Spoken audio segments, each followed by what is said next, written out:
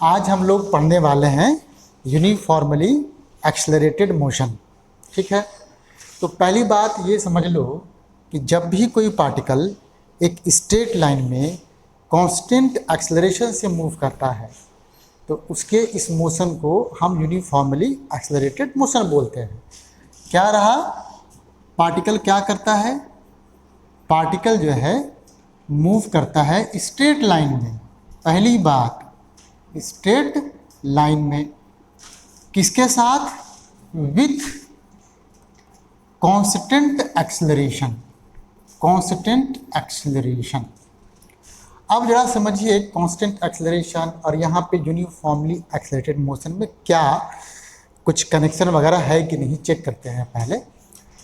तो देखो, uniformly accelerated motion का मतलब ये हो गया कि एक गिवन टाइम इंटरवल में या कहिए इक्वल टाइम इंटरवल में बॉडी का वेलोसिटी में चेंज इक्वल हो रहा है ना। यूनिफॉर्मली एक्सेलरेटेड मोशन का मतलब हो गया कि इक्वल टाइम इंटरवल में बॉडी के वेलोसिटी में चेंज इक्वल हो रहा है।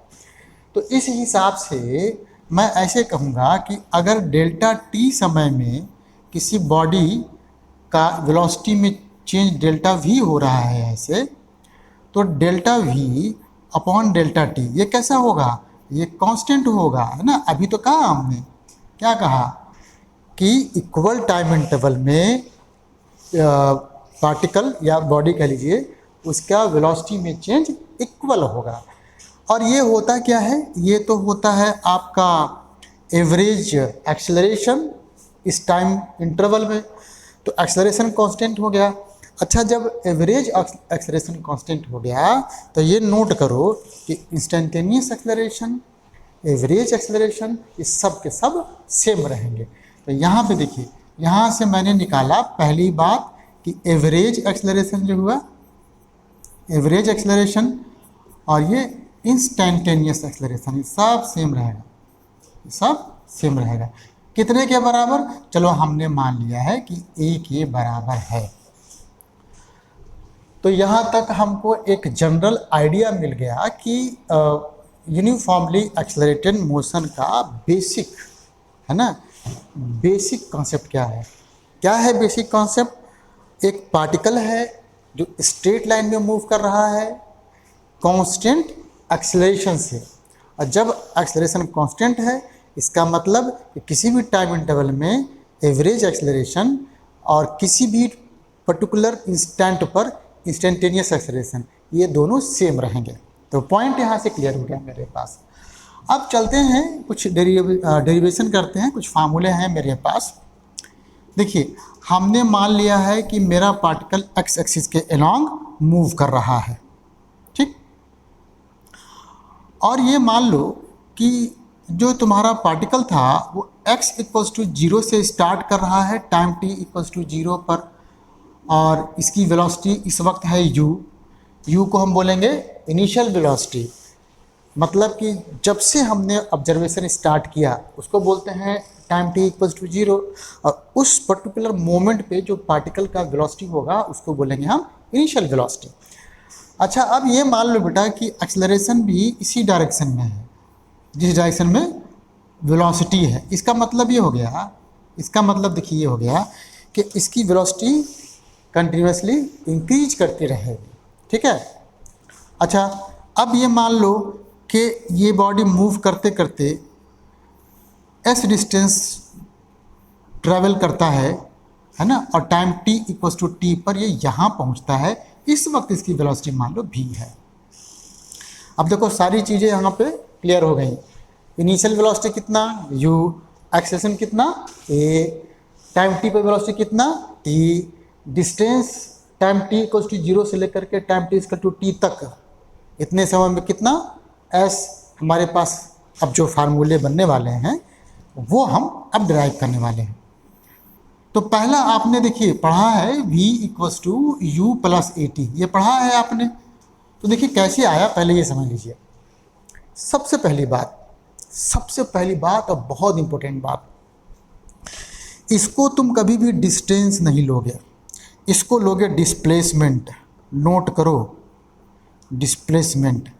अब आप कहोगे कि कई बार तो सर न्यूमेरिकल में डिस्टेंस दिया होता है, हम सॉल्व करते हैं तो मेरा आंसर सही आ जाता है। तो इसके पीछे देखो लॉजिक ये है कि जब भी हमारा बॉडी एक ही डायरेक्शन में चला जा रहा है, स्ट्रेट लाइन में, अपना डायरेक्शन चेंज नहीं कर रहा है, उस केस में डिस्प्लेसमेंट एक टाइम इंटरवल में डिस्प्लेसमेंट और डिस्प्लेसमेंट का मैग्नीट्यूड मतलब और डिस्टेंस दोनों सेम रहेंगे। तो हमने आपको क्या बताया, हमने आपको बताया कि जब बॉडी एक ही डायरेक्शन में चला जा रहा है, कोई डायरेक्शन चेंज नहीं कर रहा है, तो उस केस में एक गिवन टाइम इंटरवल में डिस्प्लेसमेंट का मैग्नीट्यूड और डिस्टेंस ट्रैवल्ड ये दोनों सेम रहेंगे। इसीलिए जब तुम फार्मूला में डिस्टेंस पुटअप कर देते हो तो तुम्हारा आंसर गड़बड़ नहीं आता है, अदरवाइज वो गड़बड़ है। अच्छा, दूसरा पॉइंट देखो, नोट करो, देखो पार्टिकल यहाँ से यहाँ चला तो भाई डिस्प्लेसमेंट का डायरेक्शन किधर हो गया, ऐसे है ना, डिस्प्लेसमेंट का डायरेक्शन इधर हो गया। इसी डायरेक्शन में क्या है तुम्हारा इनिशियल वेलोसिटी, और उसी डायरेक्शन में क्या है एक्सेलरेशन, और उसी डायरेक्शन में वेलोसिटी फाइनल वाला भी है।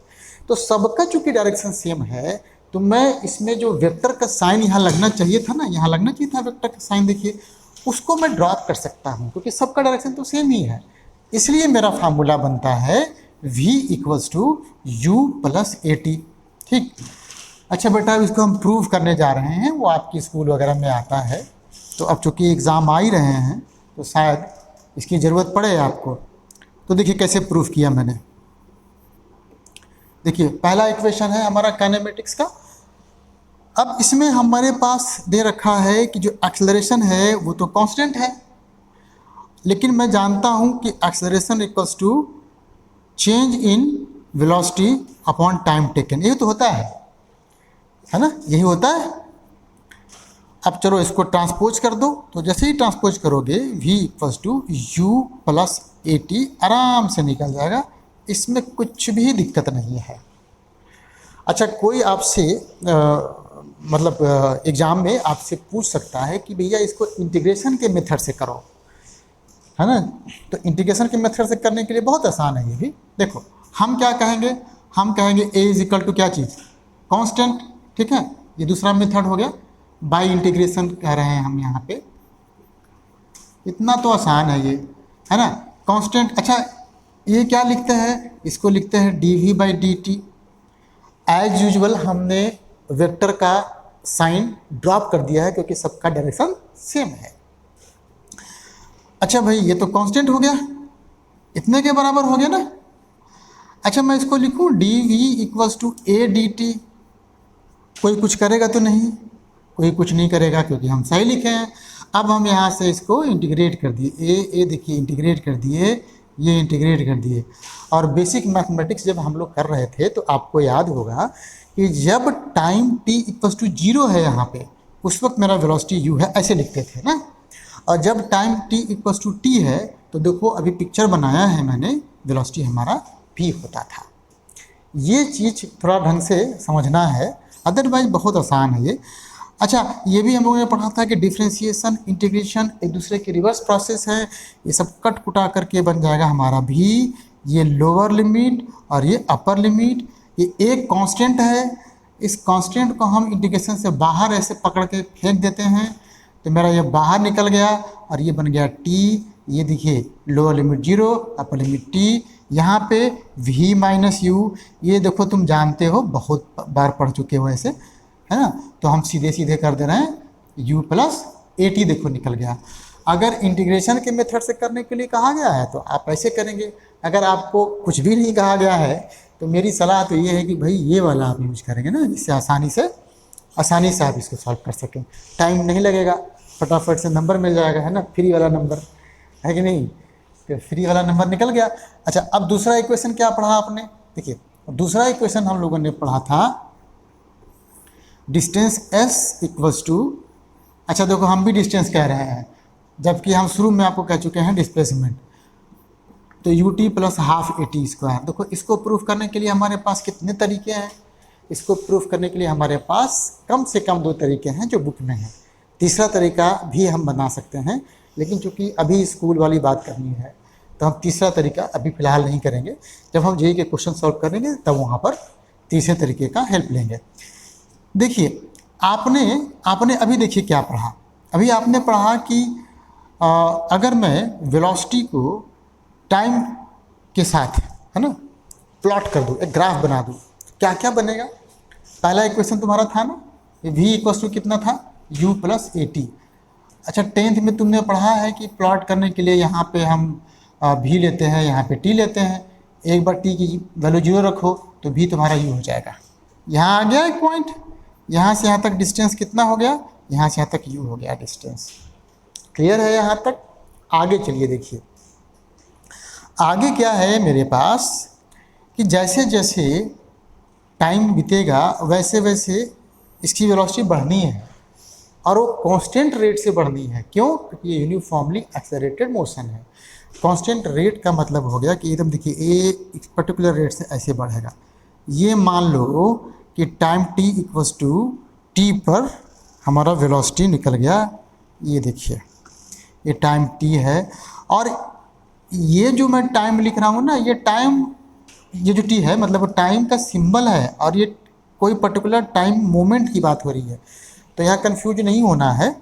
और इसी फार्मूले में देखिए ये आपका v हो गया यहाँ से यहाँ तक, है ना। जब t खुद ही t हो जाए तो v हो जाएगा ऐसे। अब डिस्प्लेसमेंट क्या होता है, एरिया अंडर द कर्व, ये तो पढ़े हम लोग। तो भाई देखो हम क्या किए, ये वाला एरिया निकालने चले आए हैं। अब एनसीईआरटी में तो दिया है कि इसका ऐसे पेटवा फाड़ दो, और फाड़ दोगे तो एक रेक्टेंगल बन जाएगा और ऊपर एक ट्रायंगल बन जाएगा। दोनों का एरिया निकालो, दोनों को जोड़ दो।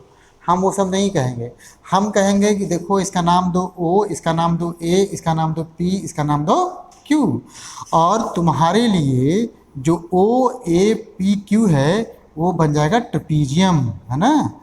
ट्रेपीजियम, ट्रेपीजियम का एरिया कौन कौन जानता है? तो मेरा जो डिस्प्लेसमेंट है वो हो जाएगा एरिया ऑफ ट्रेपीजियम OAPQ। देखो ट्रेपीजियम का एरिया के लिए बहुत सिंपल सा फार्मूला है। क्या फार्मूला है? फार्मूला है हाफ ब्रैकेट में सम ऑफ पैरेलल साइड्स। तो यहाँ जरा देखना, ये देखना, मैं थोड़ा कलर चेंज करके दिखाता हूँ, थोड़ा मज़ा आ जाए, है ना। ये वाला देखिए, ये वाला, अरे यार कैसा कलर चेंज हुआ ये, है ना। ये देखिए ये वाला और ये वाला, ये कैसे हैं, पैरेलल है और उनके बीच का डिस्टेंस यहाँ से यहाँ तक है। तो पैरेलल साइड में जरा देखो, यहाँ से यहाँ तक u है और ये वाला v है और यहाँ से यहाँ तक डिस्टेंस हो गया t। होता है ना फार्मूला, हाफ ब्रैकेट में sum of parallel sides multiplied by, मतलब ब्रैकेट के बाहर multiplied by distance between the parallel sides. तो distance between the parallel side हमारा t है। चलो तो एक चीज़ तो यहाँ से तुमको दिख रहा होगा इसी एक्सप्रेशन से कि तुम एक अपना अच्छा सा ट्रिक बना सकते हो इससे। वो कैसे बनाओगे, क्या बनाओगे, तुम हमको बताओगे। अच्छा यहाँ पे देखो जरा, हाफ, यहाँ पे देखो u को तो u छोड़ दो, v को u प्लस ए टी लिख दो, ठीक है, यहाँ t लिख दो। अच्छा ब्रैकेट रॉकेट ओपन करोगे तो तुम्हारा u t plus half a T square आ जाएगा। यह ब्रैकेट ओपन करके एक एक लाइन बताने वाला हमारा मूड ही नहीं है, ठीक। तो देखिए दूसरा भी निकल गया। अच्छा हमने आपको कहा था कि इसको दो मेथड से करेंगे। तो पहला मेथड कैसा हो गया, पहला मेथड हो गया ग्राफिकल मेथड, और दूसरा मेथड हो जाएगा इंटीग्रेशन वाला मेथड, और तीसरा मेथड क्या हो जाएगा, तीसरा मेथड देखिए यही वाला हो जाएगा, ये वाला कि मैं, है ना, वो आपके न्यूमेरिकल करने के लिए है केवल, कि मैं ये मानूंगा कि मेरा जो बॉडी है उसका एवरेज वेलोसिटी है u प्लस v बाई 2, और इस एवरेज वेलोसिटी से वो t टाइम तक चला तो डिस्टेंस कितना हुआ। अब भाई अगर मैं इस सिचुएशन को बदल देता हूँ और कहता हूँ कि मेरा जो बॉडी है u प्लस v बाई 2 के कांस्टेंट स्पीड से स्ट्रेट लाइन पे चला जा रहा है, तो फिर तो ये क्वेश्चन हो, मतलब कॉन्सेप्ट हो गया यूनिफॉर्म मोशन का, जिसमें हमको पता है distance is equal to velocity into time, और इस केस में डिस्टेंस और डिस्प्लेसमेंट का मैग्नीट्यूड सब बराबर ही है, तो निकल गया यहाँ पे। लेकिन यहाँ पे एक चीज़ याद रखना है, ऐसा एवरेज आप तभी लोगे जब वेलोसिटी टाइम का लीनियर फंक्शन है ना। ध्यान रखना, ऐसे नहीं कि बस अंधाधुन इसको हमने यूज कर दिया है। चलिए, तो इंटीग्रेशन से भी मैं कर देता हूँ। देखिए, इंटीग्रेशन से करने के लिए कुछ भी नहीं है भाई, हमने पढ़ा v equals to U plus A T. बहुत अच्छा, इसको मैं ले देता हूँ D S upon D T, ये भी बहुत अच्छा। u plus A T, T को उधर धक्का मार के कर दिया मैंने, इधर हो गया डी एस, इधर हो गया u plus A T bracket में, और ये हो गया डी टी। पहले की तरह बाबू इंटीग्रेट करोगे इसको तो यहाँ लिखोगे ऐसे, ये लिखोगे ऐसे। यहाँ टाइम शुरू में कितना था 0, बाद में कितना है t।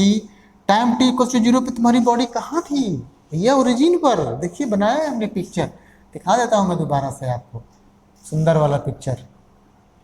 कहाँ चला गया भाई? हाँ जी, देखिए एकदम से x इक्वल टू 0 पे था हमारा, तो डिस्प्लेसमेंट कितना था उस वक्त? उस वक्त तो 0 था, ठीक है। तो यहाँ 0 से बाद में ये हो गया पोजीशन s, यहाँ तो आपका s हो गया। और इसको जब आप करोगे तो u इंटीग्रेशन डी टी 0 से t, एक कांस्टेंट है तो बेटा बाहर निकाल दिए, ये निकल गया हमारा ऐसे 0 से t यहाँ पर। और जब आप इसको ओपन करोगे तो U T plus half a T square बहुत बढ़िया से निकल जाएगा। तनिक भी आपको तकलीफ़ यहाँ पर नहीं होने वाली है। तकलीफ़ कब होगी? जब इसको बढ़िया से नहीं समझेंगे और घर पे जाके एक बार प्रैक्टिस नहीं करेंगे और एग्ज़ाम में आएगा लड्डू, तब होगा बहुत बड़ा तकलीफ़, ठीक है। अब तीसरा देखो, तीसरा जो फार्मूला तुमने प्रूव करना है वो है V square equals to U square plus 2as। देखो ये भी हल हुआ है, कैसे? यहाँ देखो, हमने अभी जो s पढ़ा था उसके बारे में पढ़ा था u प्लस भी बाई 2 इंटू टी, याद है? हमने कहा था कि आप इसको अभी मतलब इस यूनिफॉर्मली एक्सेलरेटेड मोशन के केस को यूनिफॉर्म मोशन के केस में कैसे बदलेंगे, है ना। ये अप्रोच जहाँ तुम सीख लिए तो समझ लो कि तुम्हारा कोई रोक नहीं सकता एडवांस। अच्छा, अब देखो, एक हमने ये भी पढ़ा था a इज इक्वल टू भी माइनस यू बाई टी, तो क्यों ना इन दोनों को हम मल्टीप्लाई कर दें मजाक में। तो मल्टीप्लाई करेंगे तो a इंटू एस हो जाएगा, इधर टाइम कट जाएगा, इधर भी स्क्वायर माइनस यू स्क्वायर हो जाएगा। क्यों? क्योंकि v प्लस यू और v माइनस यू ना मल्टीप्लाई हो गए, a square minus B square का फार्मूला लग गया।